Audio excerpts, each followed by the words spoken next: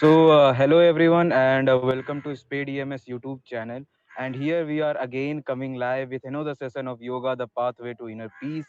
And today's session is going to be very, very much interesting as today's our speaker, ma'am, will be Michelle William, ma'am. And today's session will going to be very much informative session and much more interesting thing you are going to know about yoga here we are again on the day ninth of yoga the pathway to inner peace by Spade. And you can think that we have done this session, and till this date we are 9 days. 10th session is this, and each and every session is just amazing. And I just want to tell you one thing: your support to our channel, to our team, is very motivating and very supportive. Thank you all the audience, thank you very much for your support.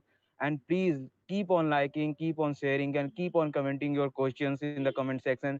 At the last, ma'am will answer your all your doubts, all your question answers. Let me tell you about a few things about the ma'am that is our today's speaker. Our ma'am is the founder of Om Shanti Vijay Yoga, as well as Mary. Ma'am is a Vedic Thai yoga therapist, and much over he is very much. Ma'am is very much experienced in the therapist of yoga and all the therapies that you do in yoga and all the things that the yoga the core of yoga you can say, and the moreover thing, the basic as well as the high level yoga you can say. Ma'am is experienced in all the things, so please keep on watching this session, and please keep on sharing this kind of session as well as please if you have any kind of doubt, if you have any kind of question, please ask to ma'am, and we are try to answer all of your questions at the last. Please, ma'am will be live in few seconds. I hope that you like the session. And from the team Spade, thank you very much, man, for joining us in this session. And we hope that this everyone like the sessions. And till now, till there, this is a 10th session. And yoga is a very important part, not only for as a human being, but for all the other for all the human beings. And in this kind of pandemic situation, yoga helps a lot of people in a lot of way. So we will try to bring more sessions and bring more productive sessions this kind of session in the future. And hope to see that you will also keep on supporting us. And please subscribe Spade EMS YouTube channel and all our social media handles, whether it is whether it is Instagram, whether it is Facebook, whether it is Twitter, whether it is LinkedIn. Please keep on follow us on that, so to gain these kind of uh, events details. And please subscribe our YouTube channel. Thank you very much. Ma'am will be live within few seconds. Thank you very much for joining in this, and hope you like the session.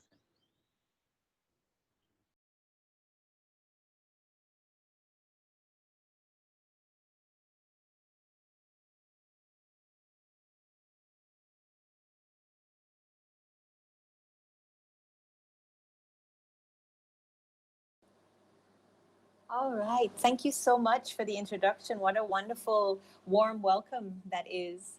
Uh, I just wanted to reiterate my name is Michelle Williams, and I'm actually from a very small country in Central America called Belize. And so it's very it's such an honor for me to be representing my country in this platform. So today's session is speaking to the importance of an integrated practice of yoga, the integrated practice of yoga, and the importance of it for the evolution and the transformation of self and also of humanity at large. In the West, where I'm from, and also in different parts of the world, in Europe and in different parts of, and even in, I think in India, uh, people know yoga as really only the physical postures, the asana. And that is a part of yoga, and it's a very important part, but it's a small aspect of yoga. Some people know bhakti, that devotional part of yoga, which is also very important. And some people practice those types of yoga in an isolated manner. What I'm going to be speaking on today is the importance of integrating all the aspects of yoga into your lifestyle so that you can really, really, really access the the way yoga was supposed to be shared and shared so that each human being can access that infinite potential of being and be able to strive and become and explore all aspects of themselves. So let me just get right straight into it. Um, the integrated practice of yoga, I would say, for someone who is, say, maybe just starting out in yoga, especially in these times, people are looking for things to access to help them deal with stress, help them calm their nervous system, help them balance their energy. And so when you're looking for something like that, I always suggest that people search out and do research in a, to find a yoga community. And in yoga, we call this Sangha. A yoga community that can really support us, can help guide us, can keep us really on that path of self exploration and evolution. So it's people with the same mindset that have that level of love for earth and have that level of love and wanting to strive to better not only themselves as human beings in all aspects, but also to to include earth and other human beings. So it's important to find and to search out that sangha and that teacher. So you want to search out a community that you feel comfortable in, because this is your community that's going to help keep you up, that when you feel down, that you can go to and you can be supported and lifted up. I think it's a very important aspect of yoga, and often forgotten. People think of yoga as doing these days doing it in a community or by themselves, and you can actually access a sangha online now. There's sanghas online because of the nature of how we have to live in these times. So that's one of the important things, to search out, look for a yoga community that's offering what you're looking for, and offering what you're looking for and more, because you want to be stretched, you want to be elevated. The next thing that I would also search out, and you can do this online, is to search out satsangs. And satsangs is a Sanskrit word for wisdom talks or dharma talks or gatherings of truth. And this will really help to instill the the refinement of the intellect, to correct the intellect. So you're looking to move away from lower mind tendencies, uh, negative mind uh, tendencies, and when you attend satsangs, you refine that intellect. So you're working towards correcting your knowing, correct knowledge, higher correct consciousness. In yoga we call this vairagya. So it's correct knowledge, knowing how the correct path, um, and wisdom, accumulating wisdom. Because in actual fact, yoga is also about abundance, and abundance in every part of your life, abundance in family, abundance in opportunities, abundance in friends, abundance in love, abundance in every aspect of your life. And in order to really access abundance and to realize abundance, because abundance is always here, but in order to actually realize abundance, we need to have that wisdom, that correct knowledge, that um, that refinement of the intellect. And then from there, I always suggest finding a really good, solid meditation that is founded in authentic yogic teachings. I practice a type of meditation called sattva meditation, and it's a mantra and kriya based meditation. I don't know what's going on with my phone, with my camera, sorry. And so I always suggest accessing or starting a meditation practice. It's a very important aspect of yoga. And it also helps to cultivate that witness mentality within us so that we can begin again to continue beyond the satsangs, beyond the sangha, in our own daily lives when we're by ourselves, to be able to access that witness mentality so that we're noticing when the negative thought patterns are coming up. And then when we can kind of say, okay, yes, that's negative, that's the lower mind, let me let it pass. Let me witness and let me let it pass. Let me not react to it. So it's developing that steadiness within the mind, and meditation certainly does that. Um, and so accessing and researching a really solid, ancient, authentic meditation technique is very, very important. The next aspect, and when I speak about aspects, these are aspects that are to be incorporated simultaneously. So we incorporate all these aspects that I'll be speaking on into our daily lives, and we're not going to isolate them. We incorporate all of them. So the next aspect that I'd like to speak on is pranayama, breath work, and kriyas. And pranayama and kriyas, basically they create a specific energetic shift in the physical, the mental, and the energetic bodies. And they strengthen our energetic fields and our auras so that we're able to release biomemories. And biomemories are those things that are in our beings, but they're not necessarily, they're samskaras, they're imprints throughout life, and in some cases before life, in past lives that come into this life. To give a good example, it could also be passed on from mother to child. If a mother has a very stressful or emotionally charged pregnancy, those emotions can be imprinted into the child and be stored as biomemories and basically be part of the child. So it's very good what kriyas and specific kriyas. The good thing about kriya yoga is that there's a kriya for every single thing that we really need to work on. So what kriya and pranayama does, it helps you to release those biomemories and actually conditionings so that we can be open and open to access and to basically access our infinite potential of beings. A lot of the times, because of conditionings, sometimes culturally, geographically, our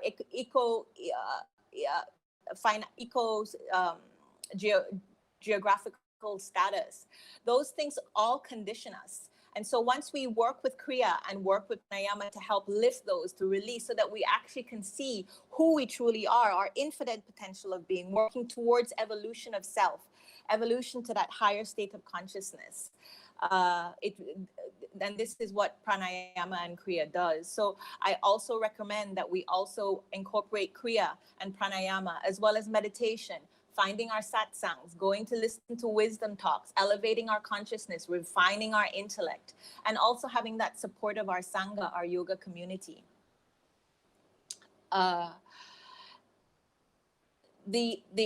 The energetic shift that can take place with kriya yoga can also occur on a cellular level. And if you know anything, or if you've heard about epigenetics, this is what that is. It's actually changing our DNA through the work that we do in yoga, so that we actually can release all the scarring and all the imprints from past lives or even this life that has caused us to hold back or to be living a life in bondage, in chains, and not be free to really express ourselves as who we really are. So again, satsangs, wisdom talks, sangha, find that yoga community, meditation, cultivate that witness mentality so that we can lift up those negative thought patterns, lift up those acknowledge the samskaras, acknowledge the lower mind as it comes to you with judgment and with expectation, and then let it go. And so that we're not always reacting, learning to have that balance in life. And then of course pranayama, energizing the body with prana, strengthening our energetic field and our aura, so that we really can shine our light, the light of God, the light of Creator, the light of creation out to the world. And and pranayama and kriya, definitely, they're very, very powerful aspects. If anybody's read autobiography of a yogi, Yogananda speaks of the power of kriya yoga, and it's a very important aspect of yoga. The authentic, I practice the Himalayan Vedantic Vedantic tradition, and it's important to do your research and to practice authentic ancient traditions, so that you know you're getting the core and the nectar of the practice and of the teachings. Another aspect that I find that is very important is self-study. Now, self-study in yoga, swadhyaya, is that self-correction. Once we're doing the work and we're cultivating that witness mentality, we're noticing how our mind goes and how the lower mind, and we can also witness the higher mind too. We can see the difference.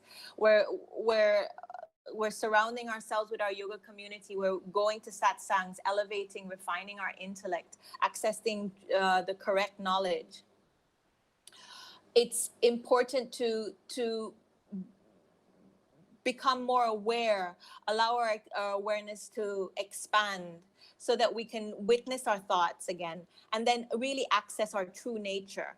And then once we access our true nature, and it begins to reveal itself, we can really move towards an awakening, to be more awakened. We can strive towards really accessing truth, consciousness, self-respect. We can ground ourselves and yet move with this limitless feeling of what we can, our potential, and what we can really accomplish in life.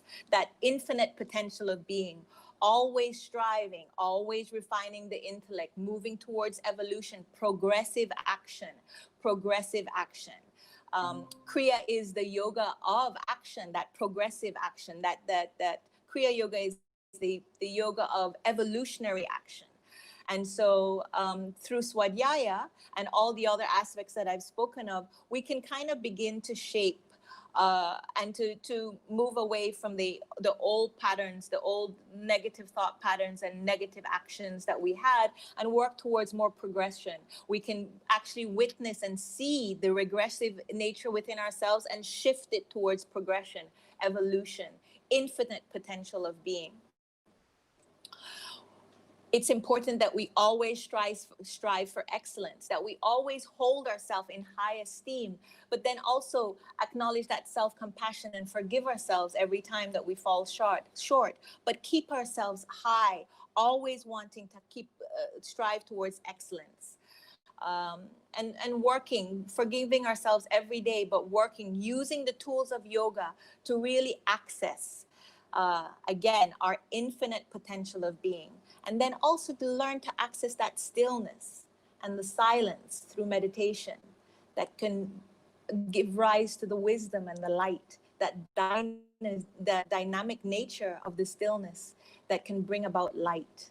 So swadhyaya is that very important time that you take by yourself, and you really work and notice, see how you want to change, how you want to move towards progression, towards evolution. And then taking always that mentality that life is not happening to us, life is happening for us. And eventually that with the connection to the divine, life is actually happening through us. And that's such a beautiful, beautiful statement. I mean, when you think about it, this is yoga. Yoga is here. Yoga is now. We shouldn't postpone this evolution. We shouldn't postpone this progression. We should do it now. And so, again, through swadhyaya, pranayama, kriya, that yoga of progressive action, evolutionary action, meditation, cultivating that witness mentality, satsangs, gatherings, wisdom talks, finding a teacher that will give you correct knowledge, that will give you wisdom, that refining your intellect, and then that sangha, that yoga community, pranayama, filling the body up with prana, that life force, that soul energy that can really elevate our prana within the body and our energetic field. The next aspect that I'd like to talk about is sacred rituals and ceremonies. All different spiritual paths have these rituals and ceremonies, and they're usually done in the early morning because they kind of set a tone of a devotional tone for the day. I personally do puja with my yoga sisters every morning at 6. But I know my mother goes to mass. She's a Catholic and she goes to Catholic masses every morning. And I know people from different religious persuasions that do something every morning to connect to the divine. And like I said, I find that it sets a devotional tone for the day that will really help carry you through your day. And usually it helps you to connect and to communicate and to kind of offer yourself up and offer yourself in a devotional manner to the divine. Uh, so through sacred rituals, ceremonies, self-study, pranayama and kriya, meditation, satsangs, and sangha, you're really developing now an integrative practice of yoga. This is yoga, an integrative practice. It's not just going to a class and attending and doing an asana class for an hour a day. That's not yoga. That's a exercise class.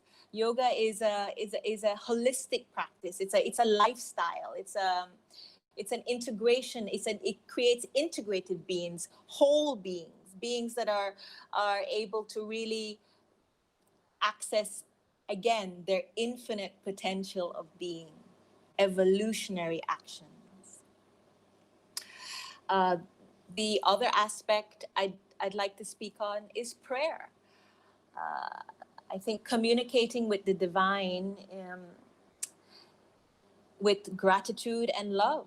Um, this is a a very personal way in which we communicate with whatever you want to call it, the God, creator, universe, the divine energy, mother nature, divine mother. Just sitting in prayer and communicating with your whatever you might deem as your God. I think it it allows you to sit and to have that personal level, that personal communication, and to really find bliss, to be all knowing, without masks, without opinions, without ideas, just connecting as your soul, your Atman, to the divine and invoking your heart intelligence. This is so important.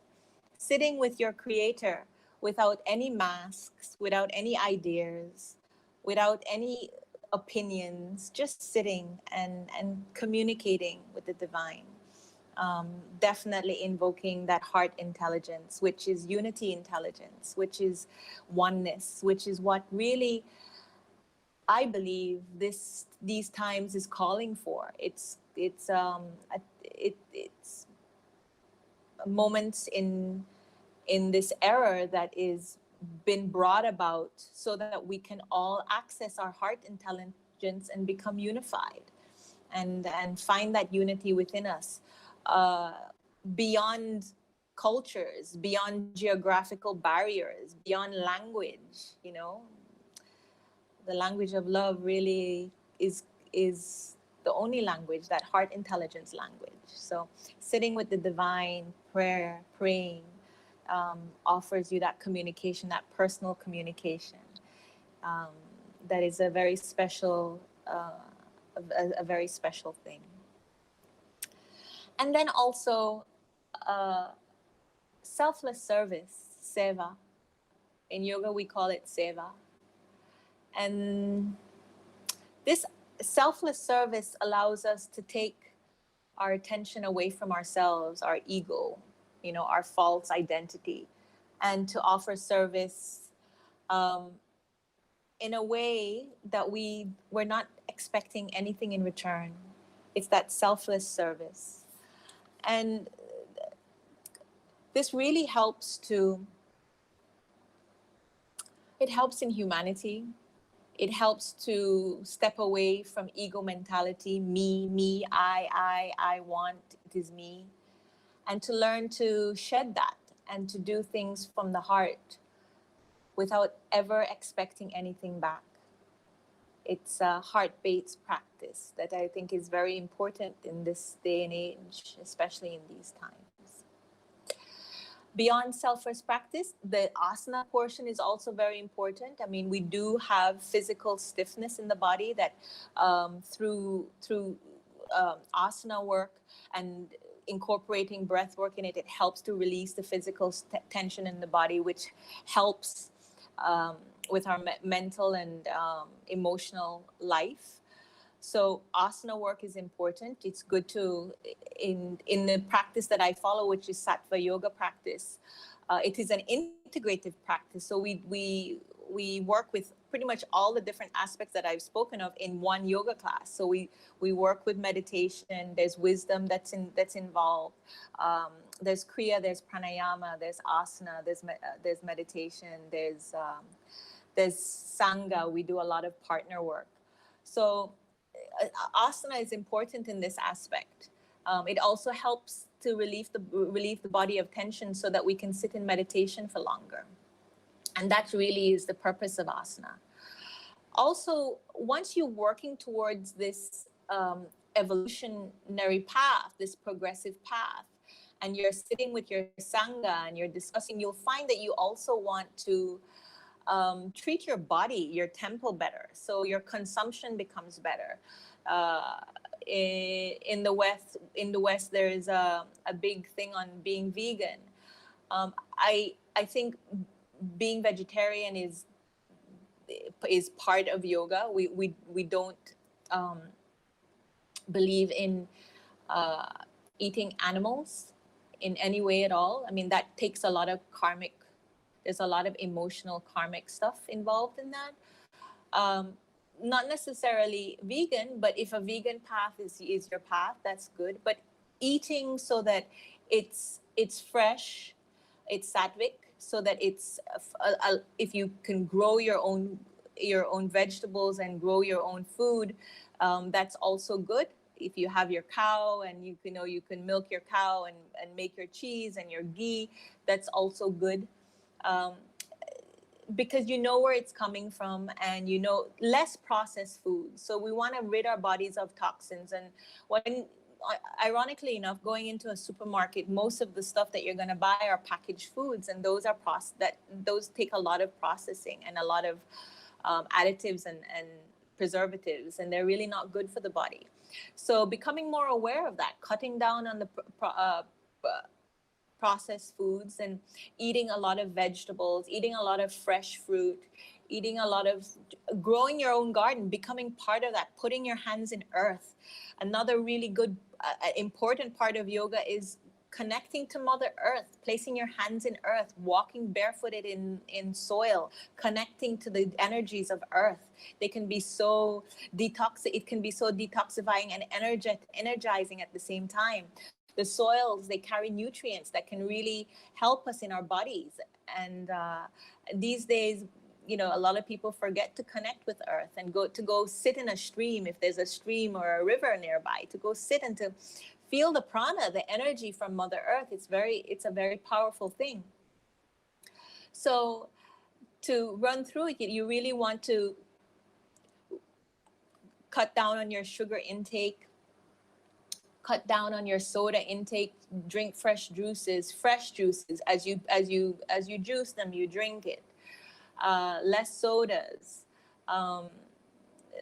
To live a more Shri life, a more life of abundance. And to do that, you really need to protect and to respect your bodies and yourselves. And consumption is a big thing. So sticking to a vegetarian diet, we highly recommend in yoga. And some have gone as far as being vegan, and that's good too, but it's not necessary. And so incorporating all these wonderful aspects, you see, it's much more than just it's much more than just a vinyasa class. It is part of it. in the integrated part of yoga, vinyasa is part of it, but vinyasa is not the only part. Bhakti is part of it, but it's not the only part. Meditation is part of it, but it's not the only part. Satsangs is part of it, but it's not the only part. Um, Self-study is part of it, but it's not the only part. And if you can actually sit and think about all that I've discussed today, you'll see how every aspect supports itself, supports another aspect, so that we really develop this lifestyle of yoga. A lifestyle. It's not just going to a yoga class. It's not just going to a pranayama class. It's not just going to hear a guru talk. It's incorporating all these aspects into your life. Those sacred rituals that are done in the morning, that, and you can do art. Well, I do arti sometimes in the evenings too, so you can do them in the evenings as well, but they help to really set a tone for your day when you offer yourself in this devotional way, accessing the communication to the divine, and through that accessing also that infinite potential of being, that infinite potential of being, infinite potential of being, working towards an evolutionary path, of progression. So this is what we're working towards. Um, I don't know if anybody has any questions. Are we? How are we doing for time?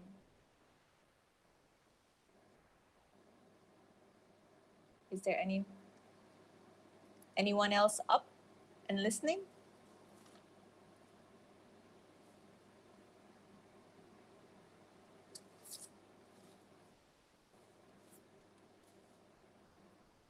So Ma'am, just we have a question on the comment section that, okay. ma'am, yeah. So it's related to common life, like up to what extent yoga can impact our life?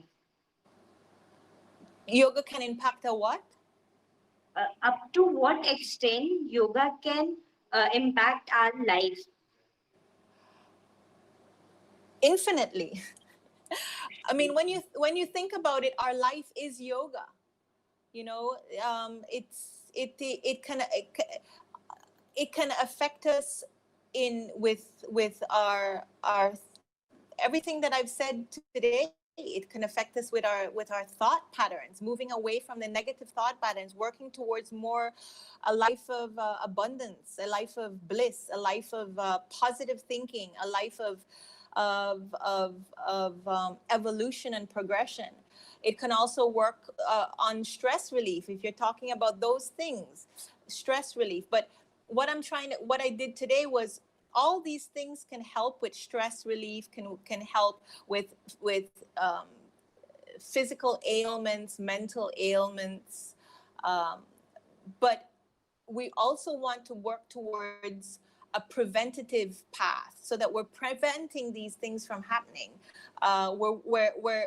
We're healing, and then we're actually strengthening, so that we're healing, so that we're strengthening, so that the negativity and the lower mind patterns of ourselves and don't reappear. And when they do reappear, we can bring them up and we can let them go. We know we know what they are now, and we don't give in to them, we don't react to them. Do you understand? But in all aspects of our life, in our mental, in our family life, remember, once we work on ourselves, the evolution of ourselves, the progressive action of ourselves, accessing that infinite potential of our beings within ourselves, and we start to shine, automatically people begin to think, what is that he or she is doing? I want to be a part of that. And then that's how we begin to change communities. That's how we begin to change humanity, one person at a time, changing, working every day, but knowing that as we access different levels of awakening, there's work to be done. It's never ending. There's always going to be work towards progressing. There's no end point. So there's always work. But there's work it's work that becomes enjoyable, because we begin to develop this deep self-love that we want to really, really change our lives. And through changing our lives, we change the lives of so many others. So it can help with our like I said, with our physical health, with our mental health. It can help with our interactions with people within our families, because we begin, remember, cultivating that witness mentality. We begin to become, through meditation, we begin to become less reactive. So our relationships and our communication with people begin to improve. We begin to develop a more compassionate form of communication, so that um, we don't necessarily react negatively if we don't get a response or the attention that we think we want. So it really teaches us to go through life without really that many expectations, and just accessing a level of compassion to everyone that we come in contact with. So physical, mental health, emotional health, interpersonal relationships, family health, in all different aspects. Thank you for the question. Thank you so much, ma'am. We learned a lot from this answer, that yoga can actually help us in different aspects that we haven't thought yet too. Ma'am, we have one more question, that Okay. what does yoga bring to those who practice it?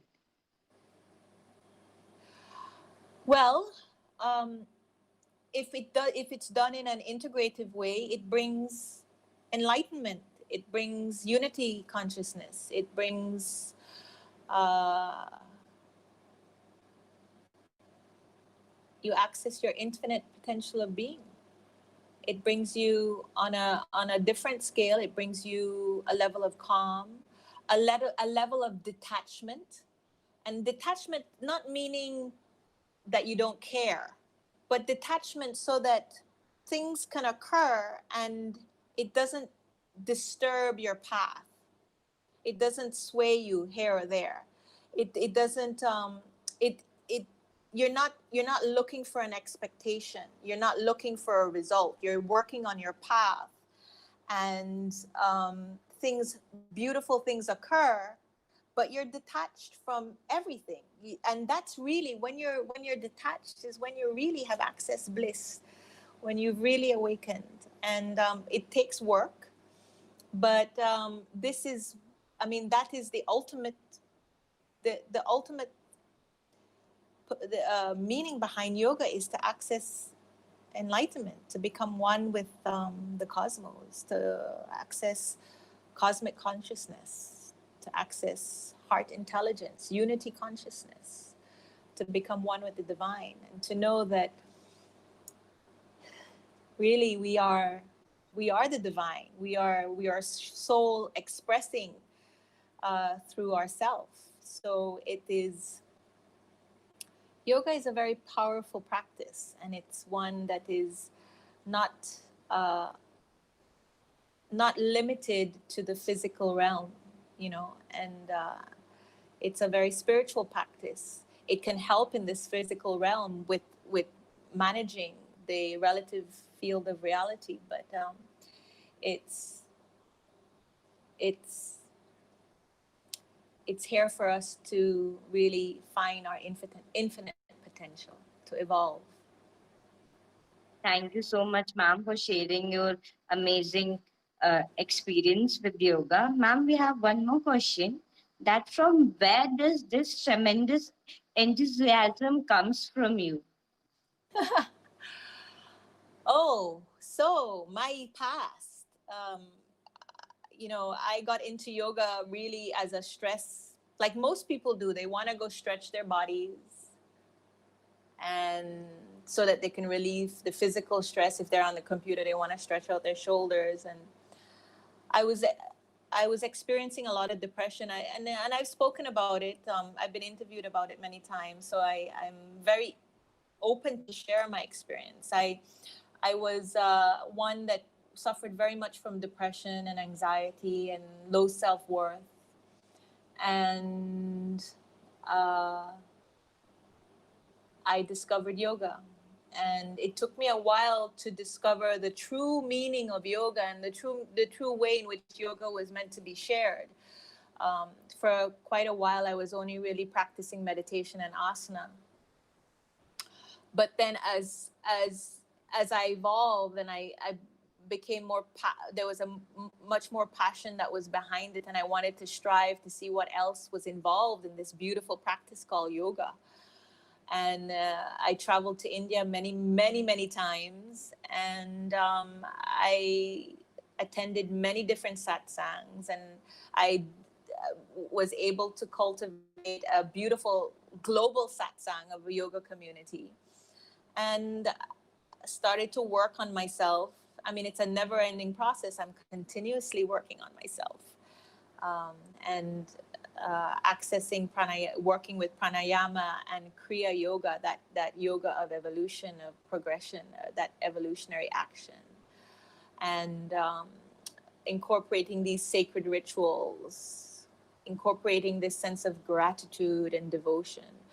One thing that I always say is that, and my teacher says this all the time, uh, that if you go to bed with a grateful heart, you will wake up with a grateful heart. And that once you set that tone in your life, it can carry you through many things. So yoga is yoga is helping me, is allowing me to evolve. Yoga is bringing me into that evolutionary path. It's continuously having me walk that evolutionary path, that path of progression, of infinite potential of being.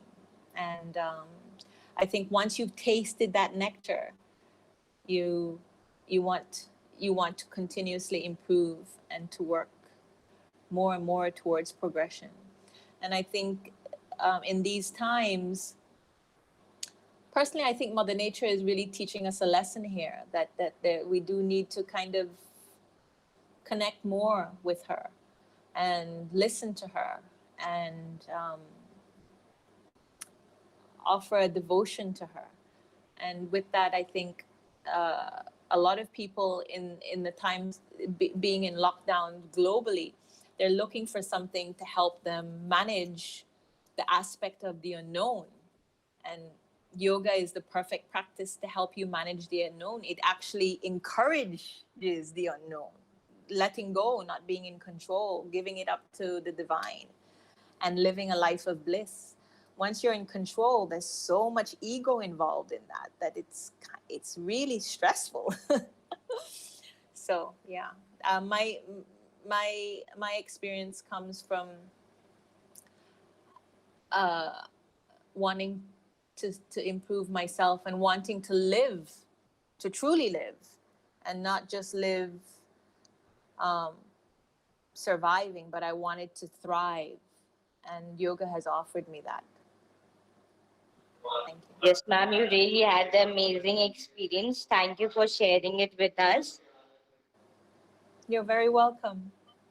Uh, yes, ma'am. Regarding the same, like you said about the evolution theory, we had some more question regarding this evolution theory. That what is the most significant idea of the evolution theory, according to you? The most significant idea of the evolution theory is that it is available for us to use, for us to access. It's not something that is on that's not in our. We can access these uh, this path, and if you're talking about the different realms, I think that we can, as human beings, we can exist on this physical realm, the relative field of reality, but we can also access our higher consciousness, um, cosmic consciousness, unity consciousness, and through the path of yoga. And I think, and I know there are some yogis that are doing this right now, that are walking the earth doing this right now. So Yes, ma'am, it was an amazing session with you, ma'am. Regarding this evolution, we had some more questions. That okay, how did naturalists develop the concepts of evolution? how did naturalists? Develop the concept of evolution. I think that the in the Yoga Sutras and in the ancient yogic texts, uh, the concept of evolution was always there. You know, when you think about it the Vedantic text and in the Vedas and in the sutras, Patanjali sutras, and even in the Bhagavad Gita, um, the the story behind evolution was there, and I think the the more modern scientists are only now coming to that realization, are only now kind of accessing and giving its rightly due to the knowledge that yogis knew for many, many years. Ma'am, how would you advise us or some method to plan with regular practice of yoga? Well, for instance, my teacher is a man by the name of Anand Mehrotra, and he founded Sattva Yoga, and the meditation that he teaches, it's only 30 minutes in the morning, but it can be so powerful. I think it's starting off in a balanced way, in a sattvic way, balanced, not overloading yourself and not to go too strong into it, like being steady, finding that steadiness. And so, and finding enjoyment in it. I so enjoy doing the pujas in the morning because I offer the flowers and the water and the tilikum and the dupam and everything. It's like nectar, it's like silk, it's beautiful. So you have to cultivate this devotional path, and also that self-respect. In the beginning, it seems like discipline. It does. It seems like you have to, okay, I'm going to wake up at 5 in the morning. I'm going to do a half an hour. And then after that, I'm going to do this puja. And then I have to then I'll make sure that I find a teacher that does pranayama work, and I have to get that done. You can work. It seems like discipline.